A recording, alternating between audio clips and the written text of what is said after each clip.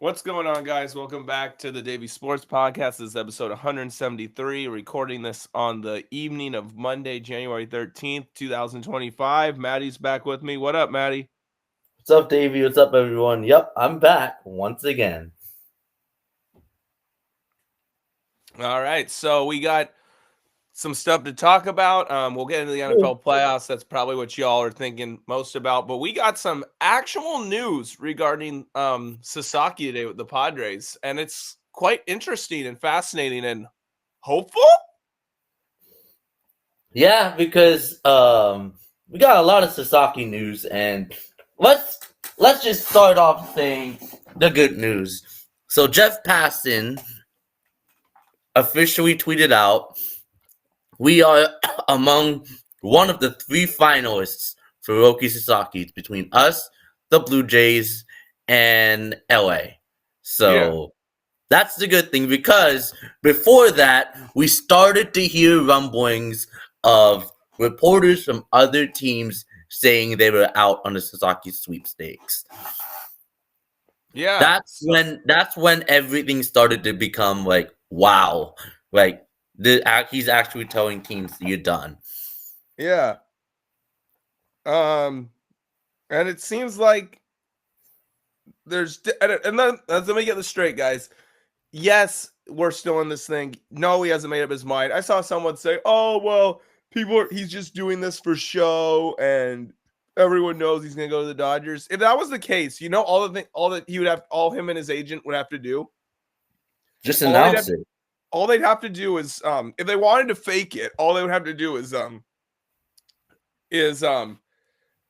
just throw some BS out to the media and tell him to say that he's considering other things. But he actually met, he actually went to Toronto. He was actually here. So yeah, I don't think that's if he made up his mind, he wouldn't have done that. No, I mean, so could he go there? Sure, absolutely. But I mean, there's not some handshake deal already agreed upon.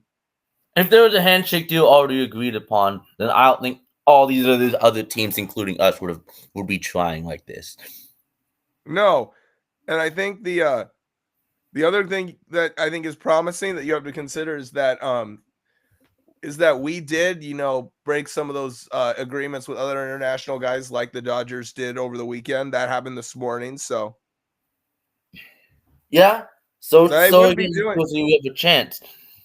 Yeah, and I know the narrative ever since the fiasco with the brothers and Shield, that the narrative was, oh, there's no more chance that Sasaki's coming here. This would affect.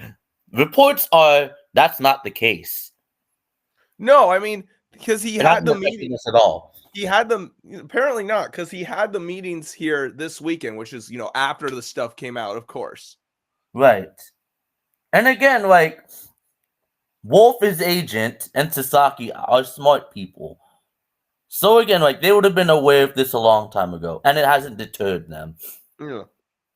If it did affect us, we would have been ruled out. Yeah, absolutely. So, but we're not. Yeah, and what insiders and rumors have said, it hasn't affected us at all. No, and it shouldn't. It shouldn't, because like I said last time, it doesn't affect the reasons that he would want to come here. So this is not about money for him. No, it's not. And the things that he wants that we might have going in our favor, that's going to be here regardless of the outcome of that. So, right. And again, the fact is, we need him here and we want him here. We've been the most aggressive. There's no question about that. The Dodgers don't need him. He's just another luxury for them. Yeah, let's talk about that. Some of the things that we've seen / heard on social media. Yeah, so but for us, I mean, it's obvious. He would be a huge piece for us. He would be much more important and more valuable for our team compared to there. And I texted you this earlier. This is regarding people who think, oh, it's a done deal who's going to the Dodgers. Here's what I texted you before. Number one, I know we've repeated some of these things, but I think it's worth repeating. Number one, if you're Sasaki and you're Wolf, his agent,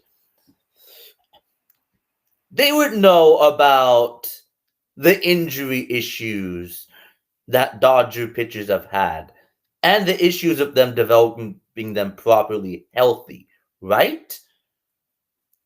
Yeah. That's a thing. And again, he wouldn't be up in the pitching order in the rotation. What's he gonna be like? Their 5 or 6? Yeah, I mean, He would be like a 2 4 or at 3. highest. Yeah, he would be a 2 or 3 here, pushing for a 1 immediately. And I know it's LA, you can get more attention there, but he would get more love here in San Diego. Yeah, absolutely. And again, and here's the thing that I want to point out for people who think it's absolutely over if he goes to the Dodgers. Oh God, I saw like 10 tweets today. It'd be like, this will be my excuse to leave forever if he goes there because there's no way we'll ever beat him. But yeah, go ahead. I hate this so much. For people who are gonna say, "Oh, it's over," they're gonna win. They're gonna repeat as champs. They're gonna be a dynasty. Hold your horses, because they have the shortest offseason ever. Because the World Series ended October 30th. Yeah, and they start the season in Tokyo, so they have spring training early again this year. There hasn't been a repeat champion in over 20 years. The last time was the three-peat Yankees. Okay, so that's a while back. They're one of the oldest teams in the league, and again, they're pitching injuries year after year. So how can you assume they're going to win a World Series? Like, trends have shown it's hard to repeat, especially in baseball. So we shouldn't lay the towel, and like the notion of saying, "Oh, we're." The one thing I also saw that pissed me off that someone shared is, if we do trade someone to shed payroll, we're having a fire sale. Oh God, I mean, there's just so many bad takes every day. Like, I mean, yeah, that's a story for another time. But I totally agree with you. Right. Getting back to Sasaki, yeah. What are the things that you saw? I'm pretty sure I saw the same things on social media. What did you see? Obviously, the interest for me earlier in the day was when Sasaki was starting to rule out teams. So like the Giants, the Yankees, the Mets, the Rangers, like teams that were rumored in on him, and then the Cubs were the last one, I believe, were all ruled out. So it said, okay, because we all thought like some of the other big market teams would have had a chance on him, and like the Rangers as well, because there are some rumors that he had some connections there. But no, we're in the final 3. I think the fact that he ruled out some of the big names might be a good sign. Yeah, like again, he ruled out both New York teams and the Cubs. And for people who are saying, "Oh, the Mariners were perfect," they weren't even mentioned. Yeah. So I feel like it's between, like, I know Toronto's in it, but it's really between us and LA.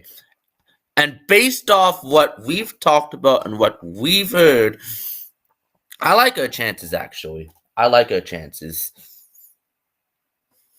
I do too. I mean, I'm not trying to get too far ahead of myself. Same here. Like, I'm cautious. Like what Nightingale said, and I know it's Bob, but I'm cautiously optimistic. And the rumor is that he would sign by this week. Obviously, the earliest is Wednesday, the 15th. So most people would listen to this on the 14th. So tomorrow would be the earliest. But I would wager, I would say Friday or Saturday. Yeah. I would think. Yeah, I would say so too, because I know Romero said after the 20th, but then even he today said this weekend. And then Morosi said this week. So yeah, that tends me to believe like end of the week or beginning of the weekend. So this finally is about to be over, and hopefully it's us. And the rumor is that our most recent meeting with him, we did bring out Manny, and we did bring out you, Yeah, I want to mention that. This is along with AJ and everyone else that's yeah. needed. So I'm sure you guys probably know who he is. Mark Mark Bartlett on Butler. Twitter, Padres blogger on Instagram. Yep.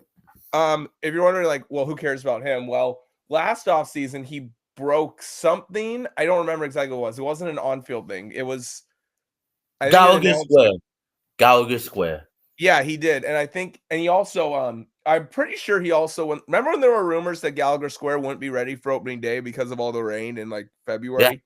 Yes. And remember when that was going around? I believe at the time he said, "Not true. It'll be ready for opening day." Then it was. Yeah. So I believe he has sources, and I Yeah, believe I he mean, you has always got to inside be. information. You do have to be careful with these guys, Of though, course. Of course. because of course, the one MLB insider clown that said Soto was going to the Dodgers, who has now said that Sasaki's going to the Dodgers. By the way. Right. So And hopefully then that's a there's sign of MLB saying he doesn't know Scoops, anything. who apparently he tweets stuff and then he only keeps the stuff up that he gets right, is what I've kind of been told. And he like Mm-hmm. deletes the other stuff. He said that too. So like all the fake sources are out. So you got to be careful believing that. But Right. with Mark, like he seems pretty confident about this. And he's, like I said, he's broken some not on-field stuff like this, but he has broken off-field stuff before. So he probably knows somebody. And his tweets, here, I'm going to read them both to you. Mike Mm-hmm. Schilt, Jackson Merrill, Yu Darvish, and Manny Machado were reportedly in attendance for this pivotal second meeting in the Padres' efforts to recruit Roki Sasaki. And blah, blah, blah, blah. Manny and Yu played a huge role in welcoming Roki to San Diego, making him feel right at home.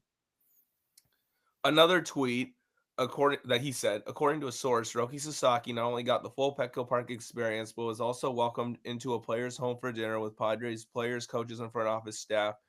Yu Darvish and Manny Machado played key roles in hosting while Roki was in town. Sasaki values a family-oriented, close-knit environment, and the Padres made a strong impression during their second meeting. Okay, and you know why? You can kind of connect the dots here a little bit because we got some guys starting to follow him on Instagram after this, Yeah.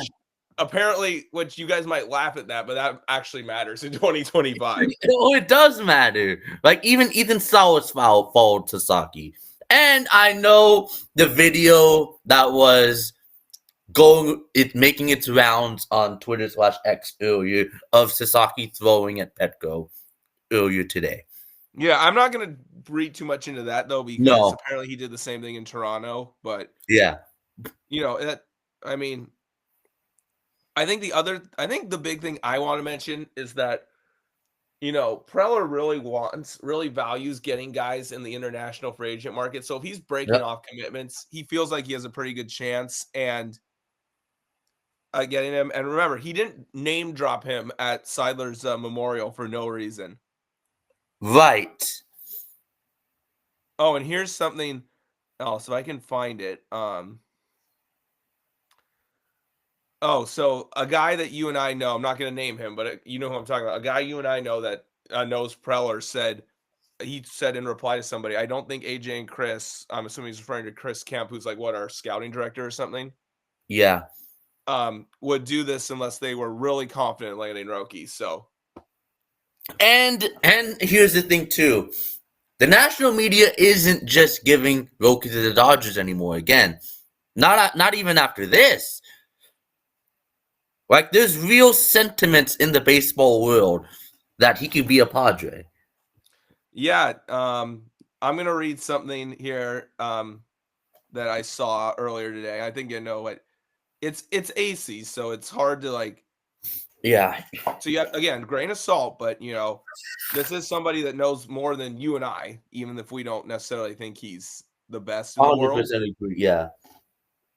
But he said directly from his article, he said many people around the league opinioned that last week that questions about the team's ownership would harm the Padres' chances to land Sasaki, but chatter among MLB teams' personnel people increasingly names the Padres as the favorite to land the pitcher who posted 2.02 ERA and Mhm. 414 and two-thirds innings over 4 seasons in Japan. Yeah, this is what I said earlier regarding like the drama and ownership. It hasn't affected it at all. Yeah. So, do we miss any key points about Sasaki before I want to conclude this by saying two last things about him? Is there anything else you wanted to say? And did I miss anything? No, I don't think so. The only thing Again, I think just I do want to fascinating, and I'm say, just glad I about don't the see people. Toronto being in the mix on this. I just I don't don't see. either. I don't see how it fits. No, like they're not Like a Guerrero and competitive Bichette team. might be gone Yeah, after this they're year. not a competitive team. Like they're like Their farm system's there's terrible, and Guerrero and Bichette might be gone after this year. Whereas if he's here, he knows that if nothing else, Tatis, Manny, and Merrill are here for years to come. Right, and like the Blue Jays have no direction, and it's north of And the border. Salas and DeVries coming up. Like Right, and the Blue Jays are Toronto's north got of the no border. prospects. Bichette Right, and Guerrero are probably leaving. They're right, directionless. So I just don't see how yeah. Sasaki would go to Toronto. That just doesn't make any So sense. again, like I said earlier, I really think it's between us and LA. And Yeah. based off what Jim Wolf has said in the media and what we've heard about, like it might be best for him to play in a small market. He idolizes Darvish. Like you is playing a huge part in the recruitment, and Shohei said, "I'm not going to do anything in recruiting him over." I think I like it. Like again, I think I like our chances here. Like I don't think it's even a question or a secret. We've tried the most. No, for In real. I think that has to mean something. right. So like I feel like that would like that has value. And again, we would be a good team with him. He would be a huge piece. And yes, even with all the doom and gloom that some people throw out there, we're going to be okay. Especially if we get him. And he'll be a big reason why.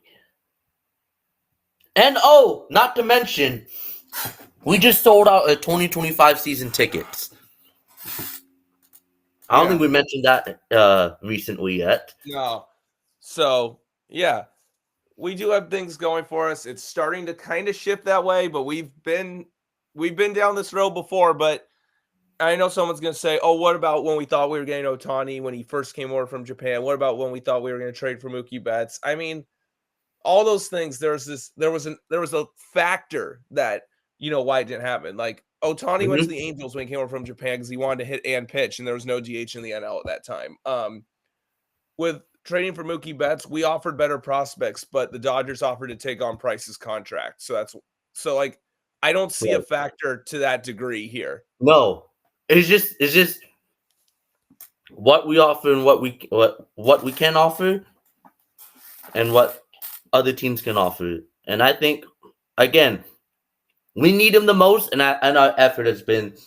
I don't think the Dodgers or the Blue Jays have done as much as we have in trying to bring him over here. No, I don't think so either. Like I don't like I said, I just don't know what the Blue Jays could do to convince him because No, I don't and see I'm really surprised that they made his final three. Well, Toronto makes everybody's final three, and they never actually sign anybody. I mean, just like, hey, Juan Soto, hey, Shohei Ohtani. Sorry, Blue Jays fans. Corbin Burns, it happened with too. Yep. Like Sorry. Toronto just gets thrown out there as like the BS finalist that A nobody ever stalking signs horse. with. A stalking horse. Yeah. Yeah. So I don't see them being in the equation at No. all. And No.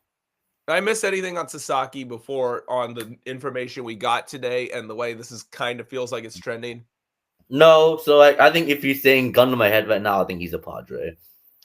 Yeah, man. I hope so, man. I feel I have a good feeling about it. Is all I I'm do gonna too. say. Yeah. I just hope I just need to read the passing tweet saying breaking. Roki Sasaki has just decided to sign with the San Diego Padres. Hopefully we get to do it. Hopefully we get to do a pod this weekend. Yeah, no kidding. On that. For sure. I mean, I just want to say, so we're done talking about the information that came out, why we think that we have a good chance. Mm-hmm. So we're gonna so now I just want to say two last things. One, it's like, again, like, if you're one of these people who's like, I'm done, like, because there's no way we can ever catch them. It's like, one, you're stupid, because it's like these players have aging curves too. Like, it's funny, these people act like all the Dodgers superstars will be MVPs into their 40s, whereas our guys will crash out and burn at 35. I've always found that kind of funny. It's the same doomers who never expect anything to go right. So that's kind of dumb. And also, these people are like, there's a lot of people too who are like, he's still a project, guys. He's not going to, be a cure-all for us right away. He's still a project. These same people act like he's going to be a 200 inning Cy Young Award winner if he signs with the Dodgers. Oh my, yeah. It's like, so just basically what I'm saying is nothing in the middle. Also, what I'll say, I'll just leave it at this. If your opinion is that, he's a work in progress and he has only pitched however many innings in the major leagues and he's going to need to work up to that and he's not going to, hit the ground running right away. If that's your opinion, that's fine. If you think he's going to be a 180 plus inning workhorse, all-star Cy Young candidate right away, that's also fine. Just treat him the same way, depending on what team he signs with. Don't change it based off your narrative. That's all I'm going to say. There's going to be some things that I want to save when he does. Hopefully when he signs here, but we'll save that hopefully for the next episode. Yeah, I mean, because if you know where I stand on him, it's like, yeah, I'm aware that, he has, durability concerns. Maybe he still has to learn how to pitch a little bit instead of just getting by with stuff. Like, but I think he's like the equivalent of like a number one MLB pipeline prospect is the point. Yeah. And that's what I'd say that. So like, he might hit the ground running right away. He might need a half season or a season to polish some things out. And the good, I'll just say it now. And he could be a guy who just keeps getting hurt, which is the reason why I'm not, one of the many reasons I'm not just throwing in the towel if he goes to the Dodgers. Exactly. But like, why you shouldn't I'll just say it now. I wanted to save it, but my thoughts on him is like, I'm in the middle. Like, yeah, like the potential is obviously there, but a positive is look at how recent Japanese guys who came over from the NPP over to MLB transitioned. Like, there's been a lot of guys who've transitioned pretty well, and he can do the same thing. Yeah. So that's a good sign. If we get him. Yeah. All we can do is cross our fingers now and pray, and this process is almost done. Yeah. And I'm just saying, like, it has been the past 97 days since we woke up the morning of Wednesday, October 9th, up 2-1 with Game 4 later that night at home. It was probably the betting favorite in Vegas as of that morning to win the World Series. We were. In those 97 days since, literally nothing has gone right. Blew the lead to the Dodgers. Dodgers end up winning the World Series. We do nothing to this point in the offseason. And then the drama with the Seidler family comes out. So, like, nothing good has happened these last 97 days as a Padres fan. Like, is this going to be the week we finally get something good to happen to us for the first time in over 3 months? Pray to God. Yeah, hopefully. I mean, you would think we're due to have something good happen to us, right? Yeah, we just can't, like, and then, yeah, well, I don't want to think about what happens if we don't get him. No, I don't want to think that at all. No. Yeah. And also, I think another reason that, and this is going to transition to my next point, is that apparently I saw this yesterday that it sounds like we're entertaining interest in trading Suarez. That's what Dennis Lynn said, right? And I'll say this. Yeah. I don't know if the goal was, be under the CBT, but still try to like build a winning team. Why was that not already done? Suarez was shaky the last 2 months of the season. You can say playoffs all you want. That was 3 1/3 innings. Like the 2 months before that were shaky. he allowed runs to score, like it was like a 3 or 2 run game, and he allowed a run to score because there was like a hit, defensive indifference, another hit. That happened against Pittsburgh, both in Pittsburgh and here. He got the loss in a non-save in St. Louis. He had a shaky save in Tampa Bay, and then he blew those 3 saves in September where he gave up the grand slam against Detroit, the home run to Heliot Ramos in San Francisco, the home run to that dude on the White Sox. I don't even remember who that was. Yeah. And then he would have blown the one in LA if it wasn't for the triple play. So, like, he was, like, shaky the last 2 months of the season, probably because he basically only throws one pitch consistently. And, if you traded him, that's $10 million off the books, and Estrada can close, Adam can close, Sean Reynolds might be a breakout reliever this year. And you got the one thing that you have tremendous depth in the minor leagues of is relief pitchers. The Tyson Neighbors guy could be a major league reliever this year. Yeah, there's other guys as well that can come up, but you and I have seen some of these guys down on the Storm at the start of last year, and relief pitchers move quickly. So guys we've seen on the Storm the previous 2 years in person could easily be up. But I just think we've been waiting to know what Sasaki does. Yeah, I think that's the reason why I mentioned this, why they're starting to entertain Suarez now, is because I think they realize that. Because Ben Balder was saying today that the Dodgers' big advantage they might have is the ability to do a 6-man rotation. So I think the idea of us entertaining trading Suarez now is like, okay, like even if we get Sasaki, we kind of need to have both him and Cease in the same rotation. That's why I don't think Cease is getting dealt now. No, and I think Suarez is, and I don't think Arise is either.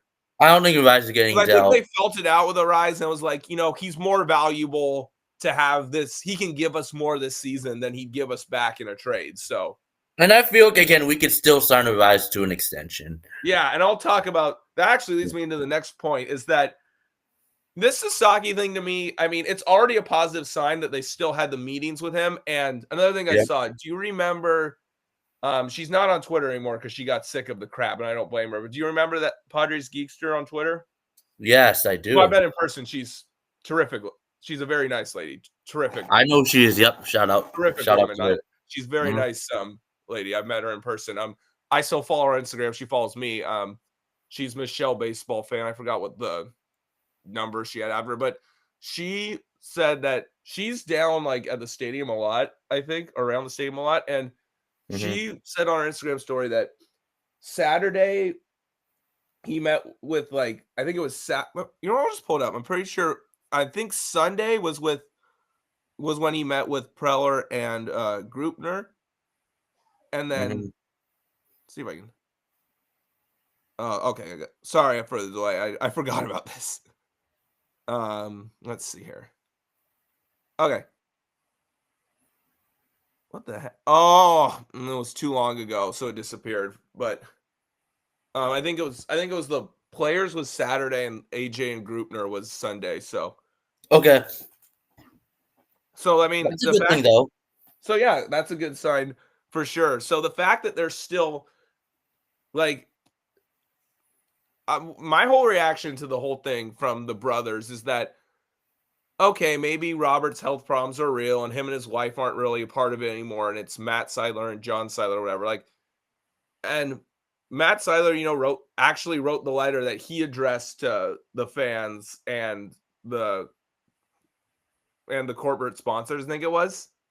And he was and he actually said, he actually talked about what, they're trying to do. And my reaction has just been, okay, prove it. Your actions haven't proven it so far, but they're conducting, this business with him, trying to get Sasaki. That's a positive that, it's not going to be a distraction, like he says. If they actually get him and actually, manage to trade Suarez and then free up that $10 million, then, maybe you bring back Profar or get like a veteran starter with that money. Like it, then I could see that you're actually trying, that you're actually going up to your words, that you're actually not letting it be a distraction, that you're actually trying to win within certain parameters instead of just trading people away and not signing anybody or not bringing anybody back. Like, Right. Getting Sasaki and then like trading Suarez and repurposing the money to like re-sign Profar or something, that would be a big step in proving it to me. I agree. And I again, We I all just want feel Shield to win, of right. course, but Right. we don't know what's going to happen. So you can't No, say, so "Oh, it we doesn't want matter we because want what's Shield's best going to win," right because you now. don't know that. So you should Yeah, be we want rooting. what's best right now. No question Yes, about you it. should be rooting.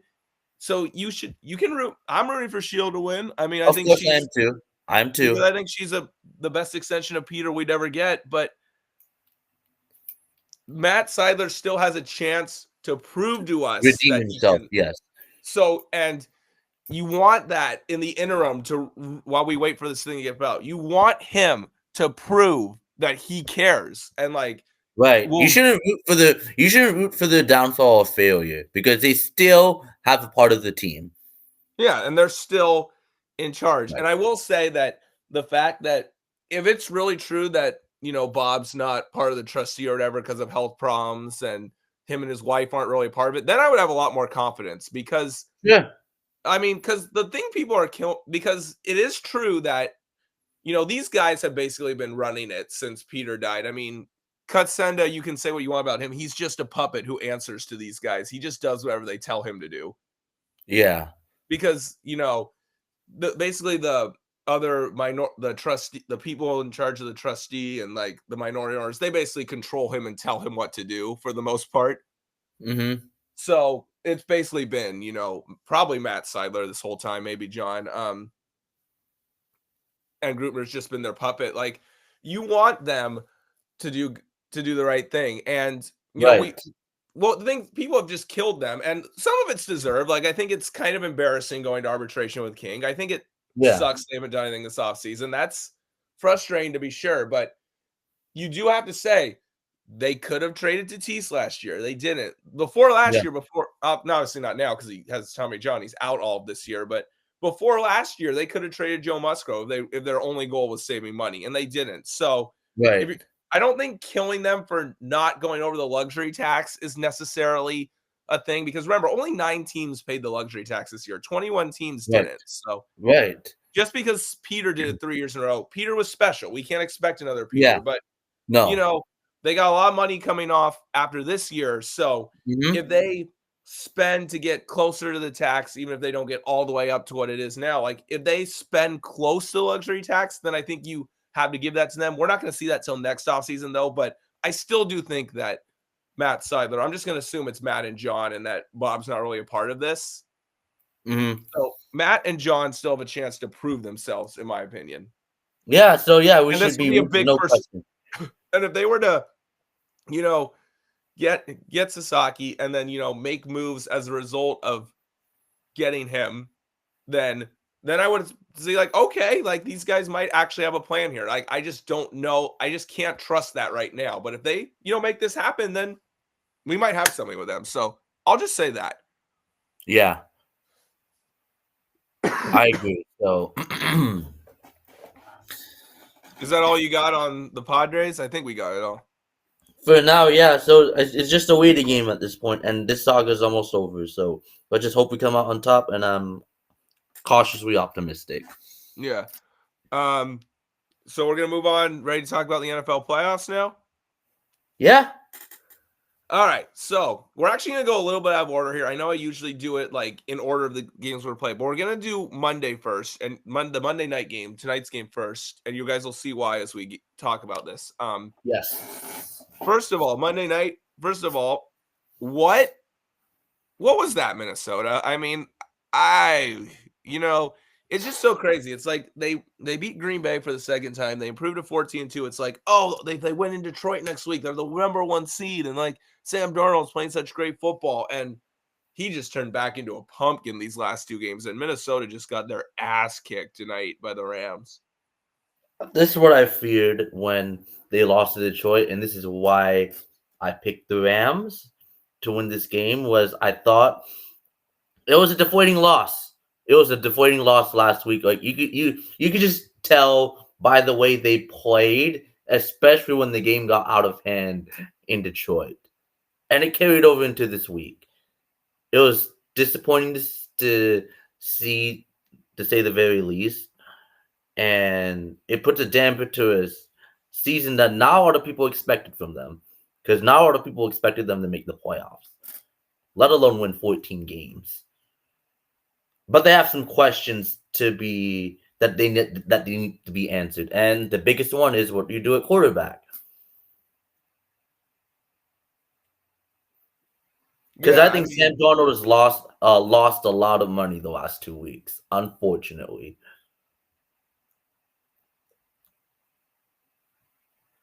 Yeah, he has, and I really think it's going to be McCarthy next year for the Vikings, just because there's precedent with this in Minnesota. Remember, they didn't pay Case Keenum after the 2017 season, and they actually made the NFC Championship that season.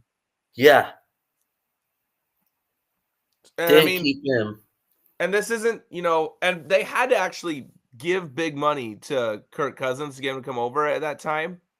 They had the money to do that. Yeah. Now you had to play big money to go get somebody else. Now you got the 10th overall pick who didn't play this year, just sitting there. Right. Yeah. So I mean, absolutely, I don't see Darnold in Minnesota next year. What you'll probably see is some dumb team that won a game or two and ruined their draft positioning in December, overpay for him, and then he'll suck. Like, look, he seems like a New York Giant or a Las Vegas Raider to me.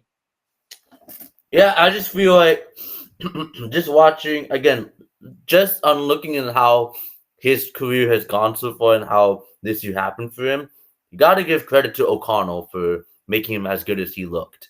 And I don't think he can do that on a worse team with a worse offensive system and offensive coach. Yeah.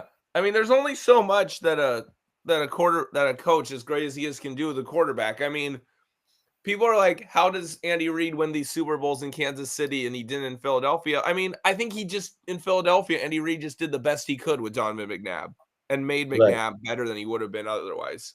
But McNabb was so terrible in Washington and Minnesota that those stints that you just have to wonder. Right. So, because like everyone thought, oh, Darnold would be back, and there was rumors saying, oh, they would trade McCarthy. I wouldn't do that now. No. Absolutely not. It's not happening. No chance. And plus, again, with O'Connell there, he can definitely make McCarthy a good quarterback. No question about it.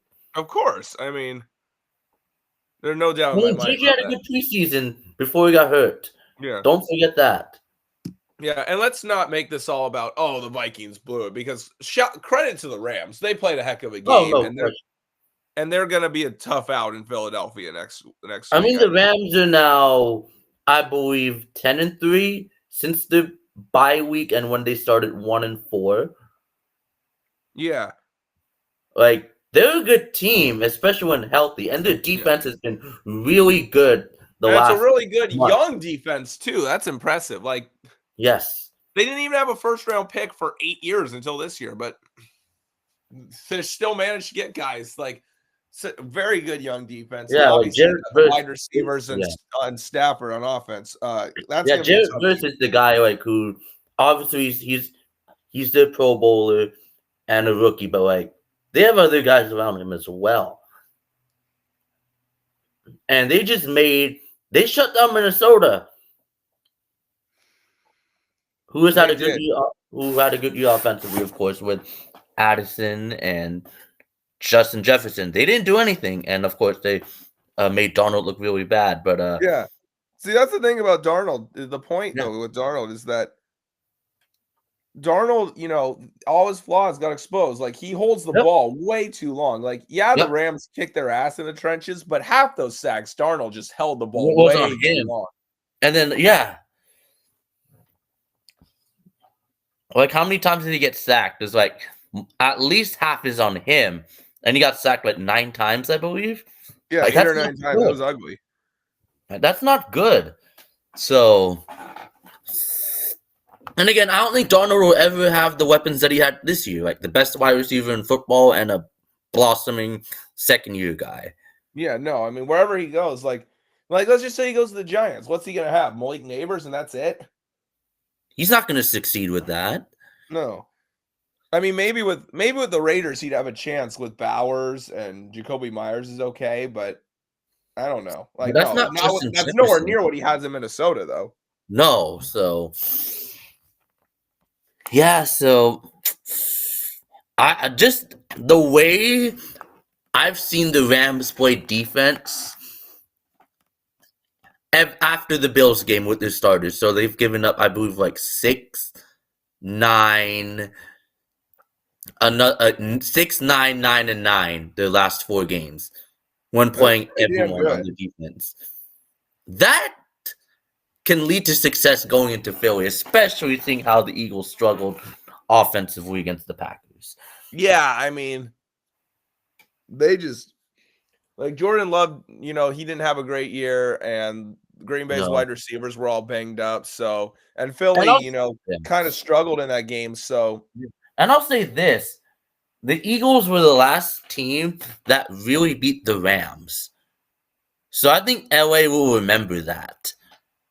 I do as well. So, Yeah, it's gonna be so interesting going to Philadelphia. The only thing is like it is a team, from California playing in probably gonna be cold in Philadelphia, but but I think if the Rams can play defense and can like make it an ugly game, they can win.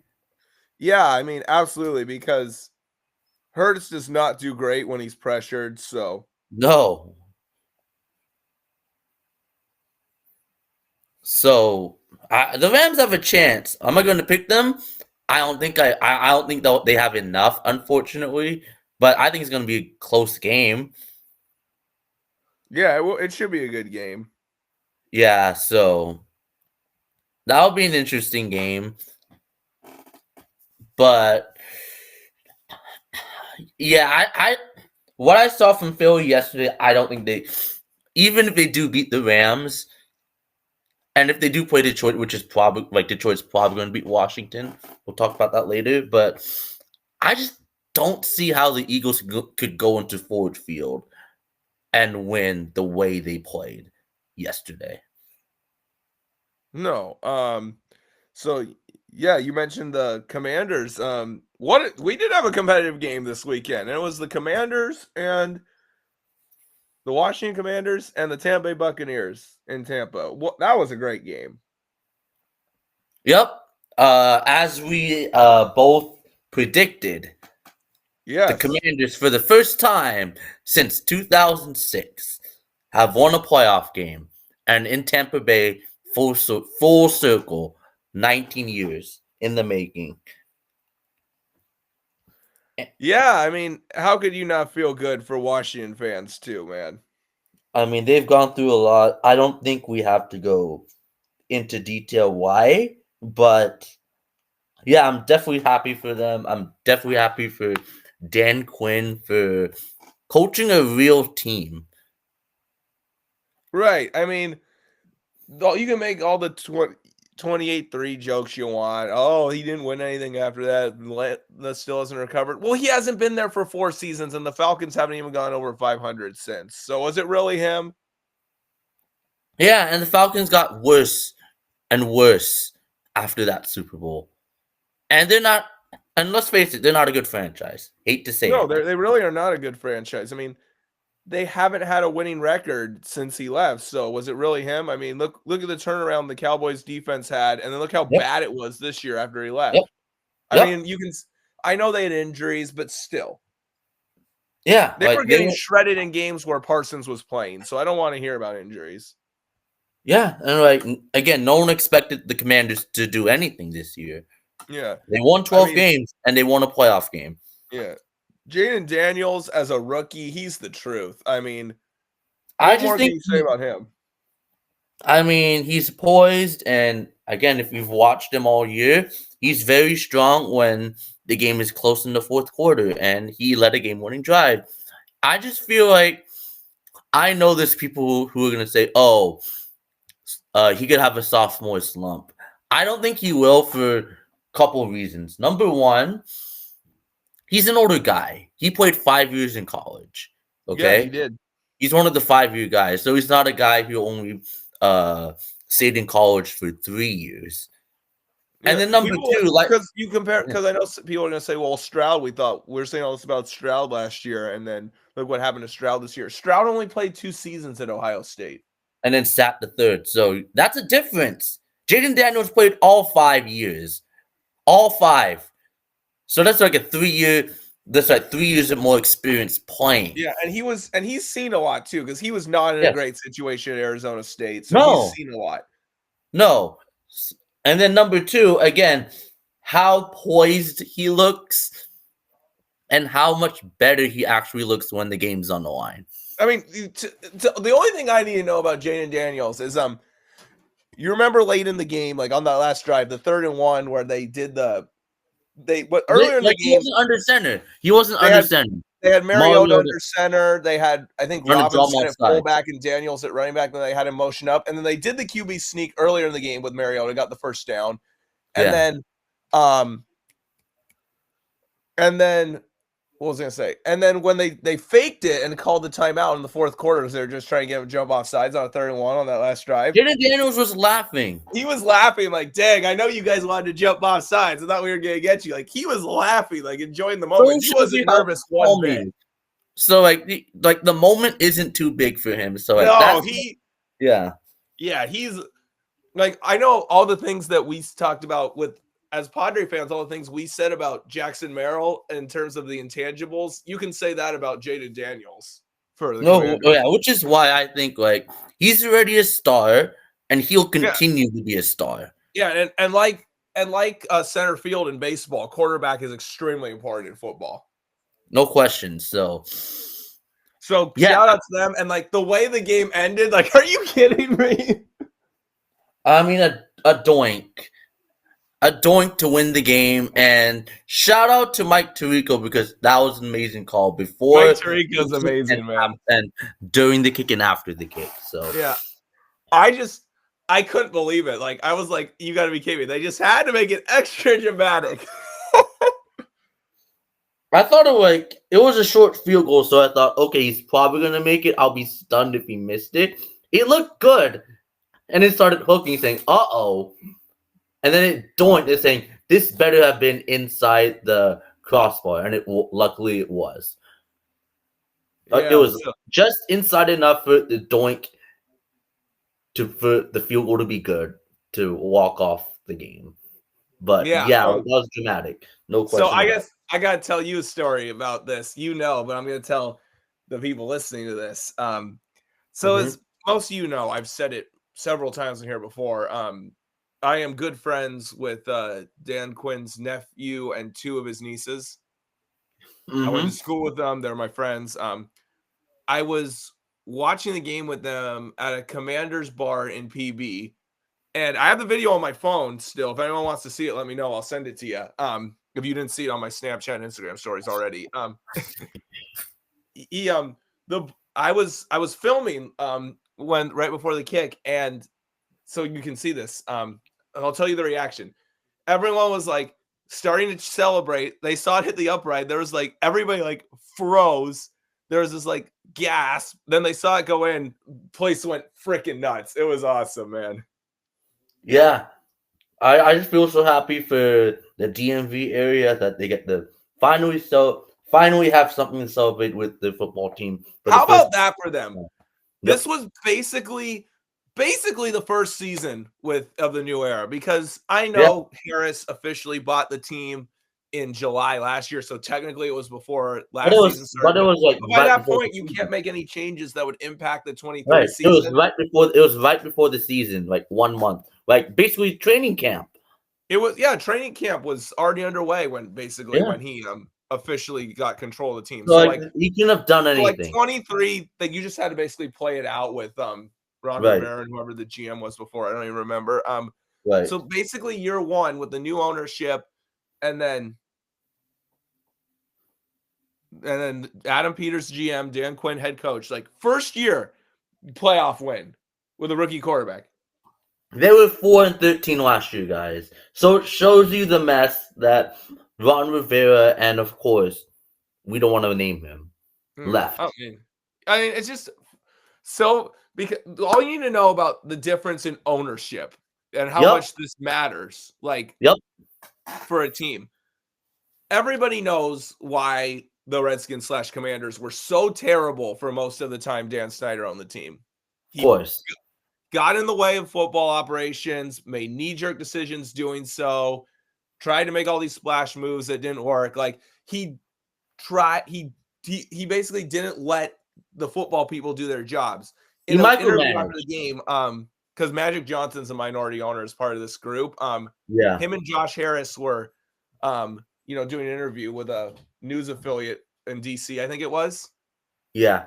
And or it might have been an NFL network or something. I don't remember what exactly it was, but they were doing an interview and Magic Johnson was like, "Don't make this about us. It's about people." And then him and Josh Harris were saying, "We got our GM, we got our coach." And then Magic Johnson's like, "It starts with this man right here. He hired them, Peters, Coach Quinn. He hired them, and then after we hire them, we step back and let them do their jobs.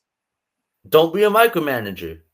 That's the And of course, and I saw a bunch of Washington fans were replying to that. "Oh my God, this is so refreshing. Oh my God, Snyder would never." And it's like, that shows you what the difference ownership makes in terms of not only an on-field product, but how the fans show up and respond and how the fans are feeling about a team. Ownership matters. And you know where I'm going with this. Of course, and I'll add on as well. That franchise at RFK, and even when it moved over to Landover, when they first moved into that stadium, had some of the best home field advantages. Little by little, it started to whittle a little bit, and then eventually, like mid 2000s, when people finally just were so done with Snyder's shit that it just vanished. Everyone's like, "What happened to all the fans? Why aren't the fans there anymore? Where did all those Commander It was fans?" all ownership. It was ownership. They never left. Ownership was why they weren't showing up. Ownership drove them away. New regime comes in, and they're back. They're back, and that's why I keep saying, like, you can't blame us here in San Diego. Give us another chance with real ownership. Like Washington is honestly the best example of that. There isn't a better example. Definitely not in the NFL. Maybe not in sports. No. Than Washington. How a fan base can go from a fan base organization can go from so passionate and such a passionate fan base, such a great organization, to this apathy and just complete ineptitude from the organization to back up because of ownership. There's not a better example. It just takes the right person to lead to right the ship here. Yes. It just takes the right person, the right group. That's the only thing we are missing here in San Diego. The only thing. Because guess what? If we get the right people and the right ownership, they will do everything in their power to build the stadium and to build a good team. Of course.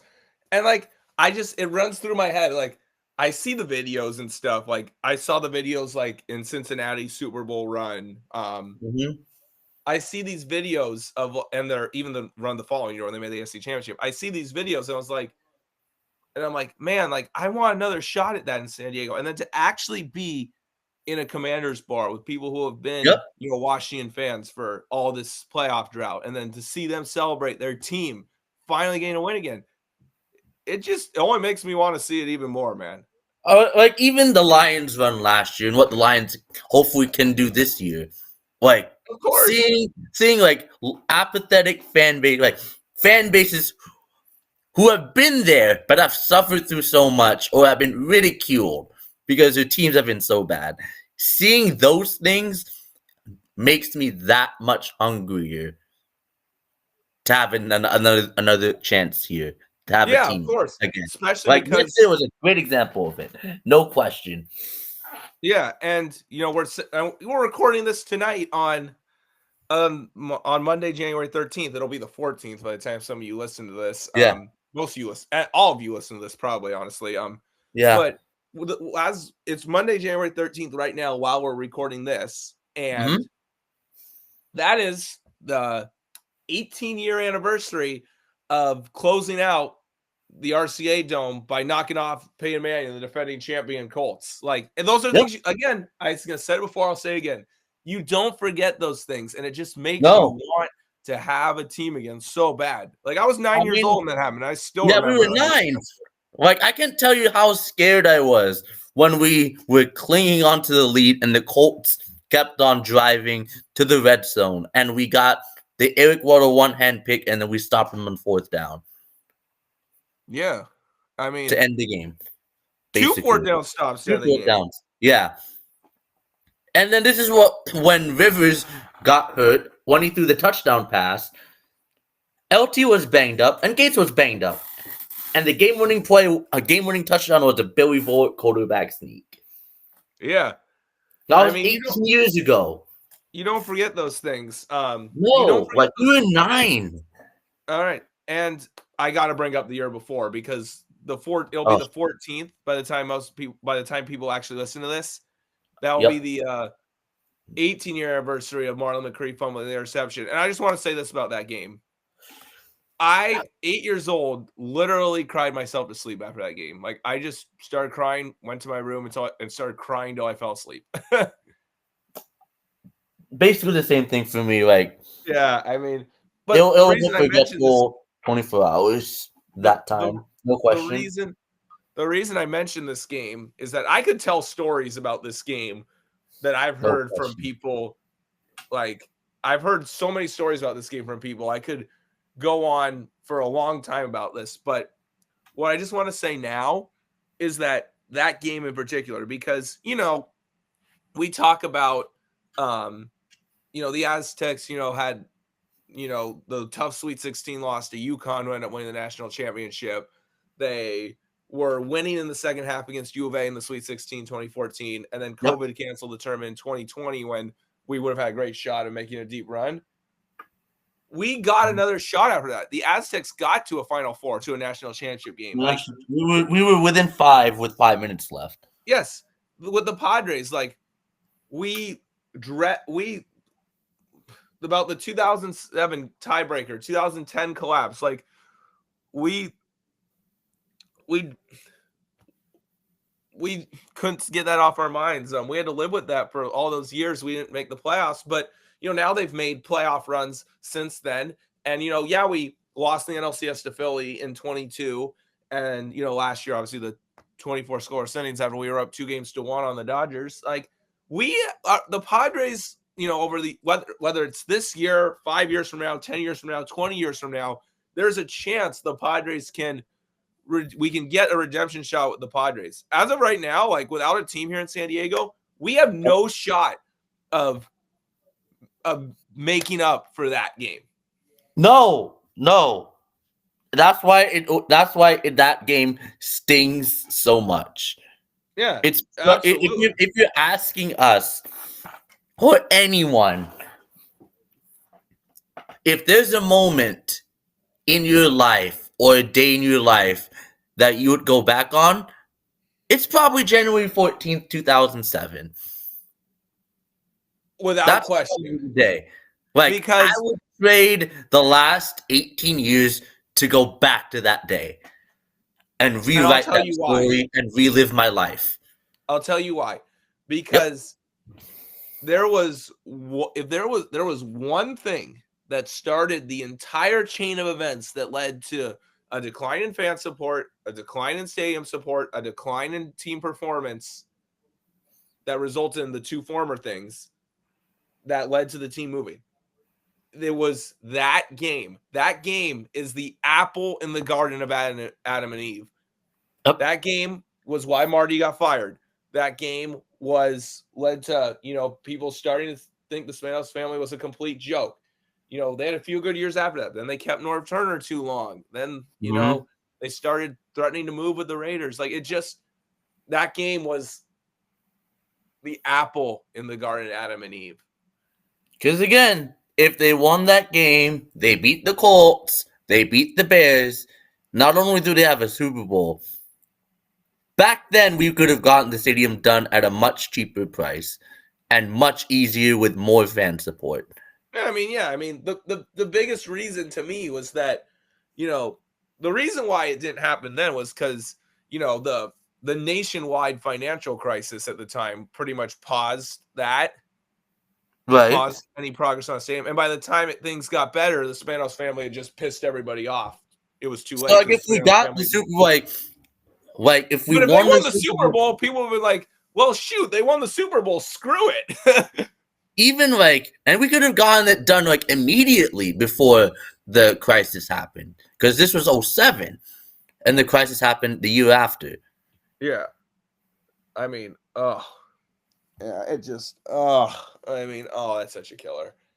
I mean, Yeah, I've heard stories of grown adults crying over that. I've heard people who went to the game say that leaving the stadium after that was like they were being at a funeral, like somebody had died. Like, oh my God, like it's just so brutal. And I love Jim Nantz, but I wish I could have forgot his call of that play. Instead, it's burned into my brain forever. Yep. Troy Brown reached in there, ripped the ball loose. Can you believe it? New England recovers. I wish I could forget that, but I can't. Yep. Oh, God. And your name tree on YouTube, his Marty Schottenheimer legacy of pain video said it best. Unsurprisingly, yep. The Patriots cheat death and take the lead. Yeah, exactly. No, exactly. Oh, that was the worst.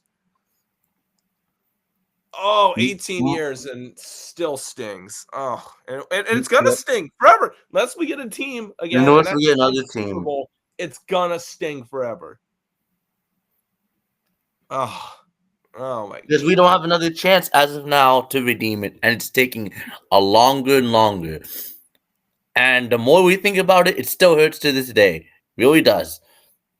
I mean, I will say this though, is that yes, we've now gone longer than Houston went between the Texans, between the Oilers and the Texans, but we still haven't gone as long as Baltimore did between the Colts and the Ravens.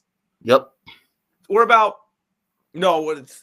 just passed the 8-year anniversary, so we're still closer to the amount of time Houston went without a team than Baltimore, but next year will be the halfway point between the two, so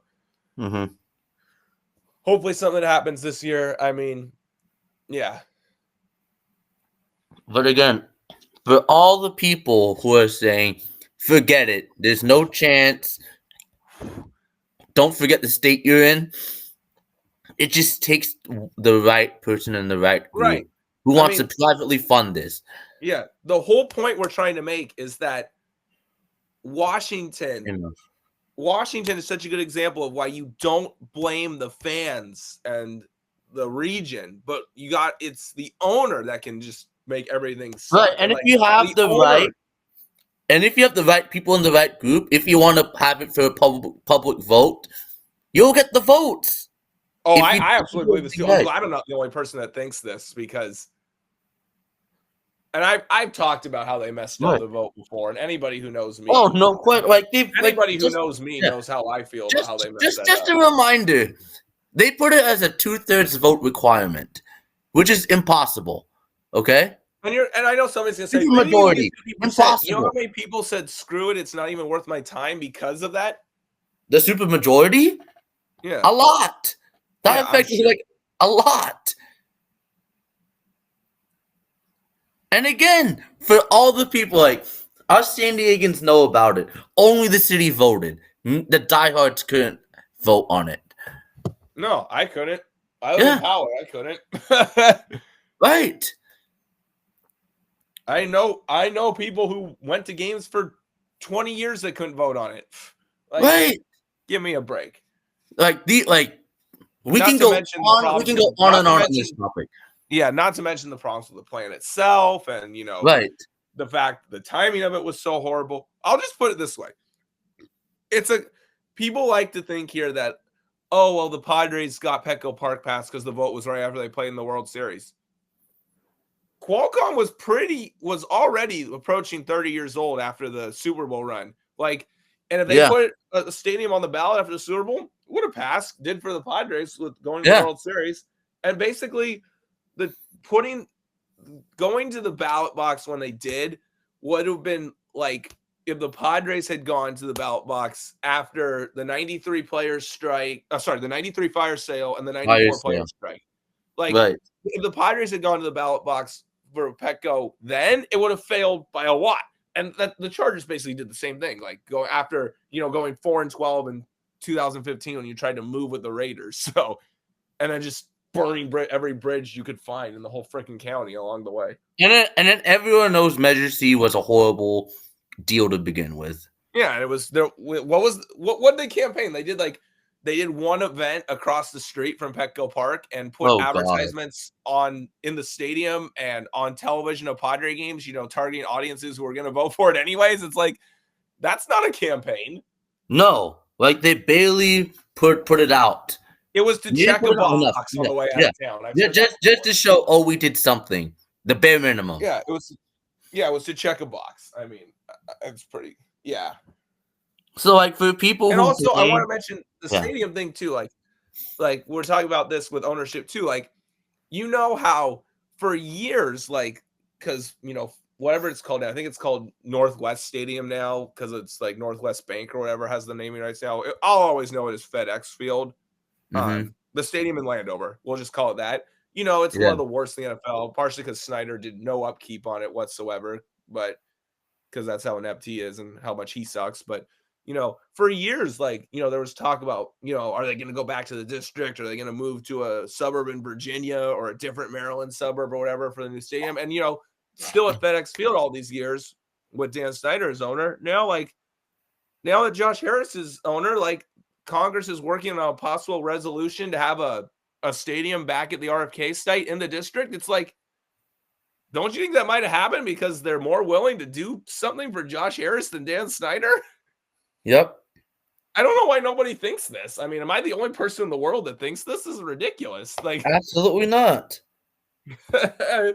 I mean, I will give this to the Washington fans too, is that because on my NFL San Diego page, I tweeted something like, see, this fan base was driven away by Snyder for years, and look at this with new ownership, they're back.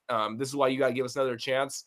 I quote tweeted that it was like a DC news guy who was with a bunch of fans that went to Tampa for the game. Mm-hmm. The DC news guy who tweeted that, whose quote I tweeted, he retweeted me.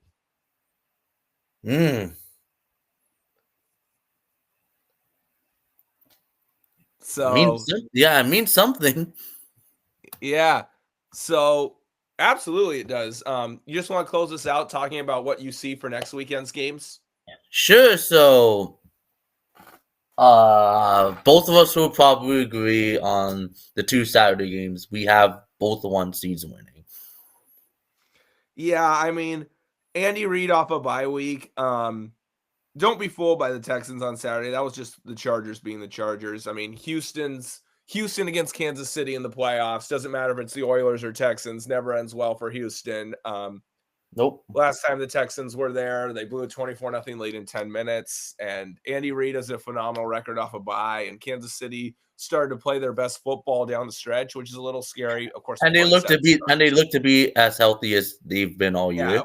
Yeah. So I don't see Houston having much of a chance in that game. No. And then, as much as I am somewhat of a Commanders fan because of my friend's uncle, and happy for the fan base and all that, I just don't see how they have any chance in Detroit. I mean, I know the Lions kind of struggle with running quarterbacks a bit, but you really think that I don't think that defense can stop the Lions offense. I don't think so either. Especially not at Ford Field indoors, no way.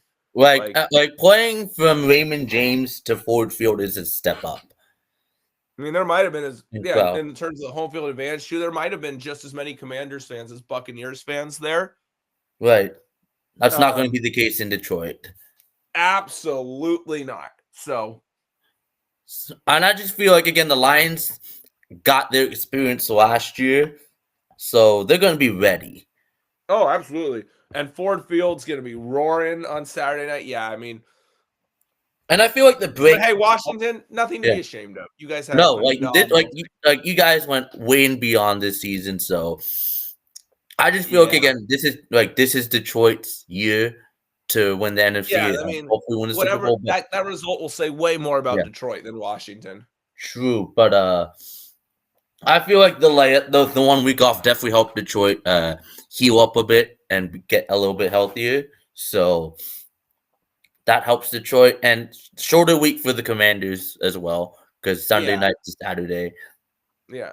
And you and we kind of already talked about the Philly and the Rams, and I then think it's gonna be I think the Rams have a chance. they do, and yeah, they absolutely they do. I And then think just the fact that it's at Lincoln Financial, the Eagles play better at home compared to on the road, and the potential weather I just condition. looked. There's a chance of snow on Sunday. Then yeah, the Eagles will probably win, but I think it's gonna be a close game. Because I think the Rams definitely have gotten better since the last time they played Of Philly. course they have. Yeah. So And then I think it will be a close game, and then as Sunday we both late said before, afternoon game of the week right here. I mean, this is the game where like you have I have Buffalo, the I have Bills. Baltimore, and both of us Yeah, have the winner of that game going to the Super Bowl. So that's yeah. gonna be the game of the week. I'm sticking to my gut. I'm sticking to my guns with Baltimore, and I'm sure you're doing the same with Buffalo. I'm sticking. We didn't even bring up the Bills Denver game. We don't have to. Yeah, I mean, obviously, Yeah. the 7th seed arguably shouldn't exist, and Buffalo just gave them that early touchdown and then dominated the rest of the game. Yeah, so yeah, I'm gonna stick with my gut. Like honestly, 50-50. Won't be shocked if Baltimore wins, but I just like home field for the Bills here. Yeah. Also, I want to say this too. The only thing I'll say about that game is that for Denver, like, first of all, they got in, 7th seed, which arguably they shouldn't have added when they added it in Right. 2020. And I wouldn't have added the 7th seed. I was fine with the 6. Yeah.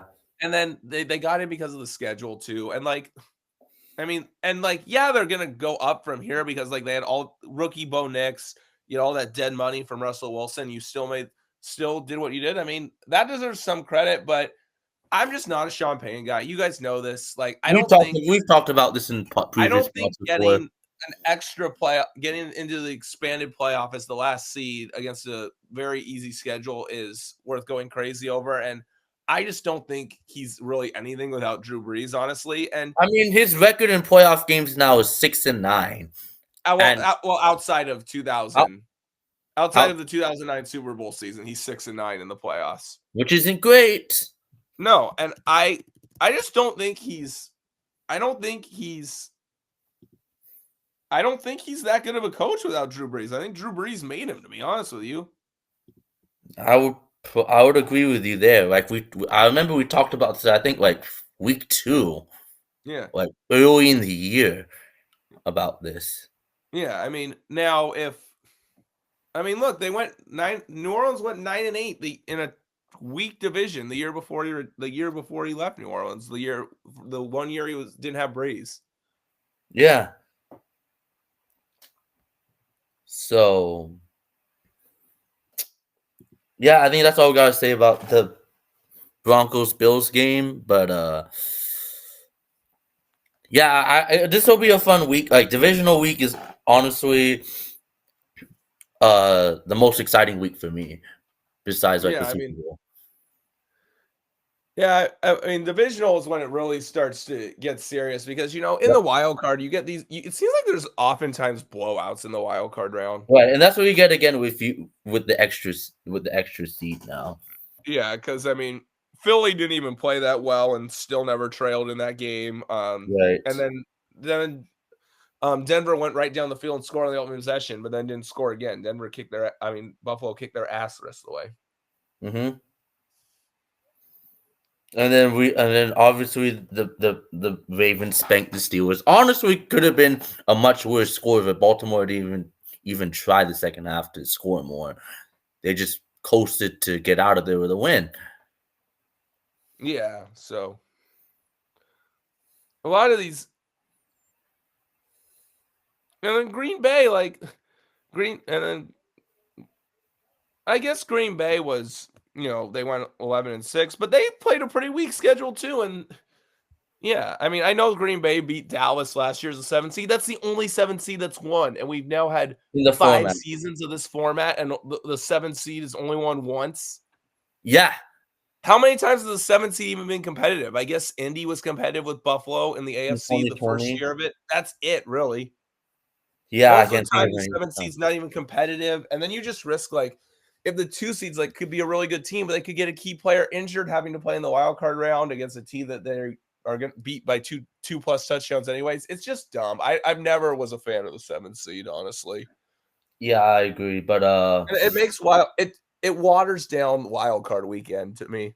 yeah, just to add an extra game on each conference. Yeah, I would Like, agree. other than the Washington Tampa Bay game, those games were not competitive or all that entertaining. I mean, No, well, as a San Diegan, watching the Chargers that choke was fun, of course. all over their own crap was fun, but as I far as guess competitiveness and, like, hmm. quality of play, it was not good.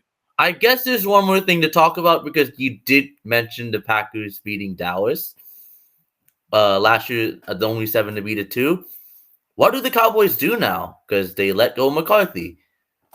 Does Dion I mean, I become don't know. the The problem is that Jerry Jones, like, he wants his fingerprints all over everything. So right? you're either gonna get an inexperienced guy who just wants a job, or a guy who's recently fired who wants to stay in the league as a head coach. Like, they're not gonna get anybody good. Like, No, Dallas is kind of stuck until Jerry decides to give up let power, which go will of never him. happen until he's dead. So Like, do you think sorry, Dion goes Dallas. there? What? Do you think Dion goes there? No, I can't see that. Okay, because I mean, there's already rumors of them already talking, but we'll see. No, that wouldn't make sense to me. Yeah. So it'll be interesting to see what the Cowboys do, but I agree with you. I just feel like it's unfortunate for them. I think they're stuck until obviously changes are made, and it's all on Jerry. Yeah, until Jerry adapts or croaks, Dallas is just kind of stuck where they are. And there's nothing Cowboys fans can do about it, which sucks for them.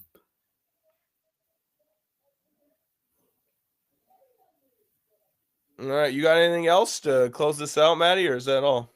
I think that's it for me and my end. So again, let's just hope Sasaki chooses us, and I think we've done enough, and we put our best foot forward Yeah, I to mean, the fact to that the reason I like our chances is that I feel like we went above and beyond. no question. Like in this case, like whatever Dodger fans are saying, oh, there's nothing. You're not hearing anything from their end. I don't think that's a good thing, actually. In this No, case, they're like Freeman's working in silence. Like, yeah, Robert spilled the beans on me with Otani last year, and you still got him. So I don't think that really. I don't think the whole operating in silence. Oh, there's too much coming out. No, I don't believe that. and again, Otani said he's not going to recruit him as hard, Yeah, and we talked about that in previous pods before. yeah, absolutely. We're doing everything in our power to recruit Sasaki. And if I were him, why wouldn't you want to go to the team that wants you the most, that put out the most effort? Yeah, Like if I were in issues, I would go to that team. yeah, for sure. So yeah, again, I think cross our fingers and let's hope we're right. Yeah. All right. Sasaki's a Thanks part for of the prayer listening, guys, circle. and we'll talk soon. Thank you guys. Appreciate you. Oh, that was a long one. The prayer circle for Sasaki starts now.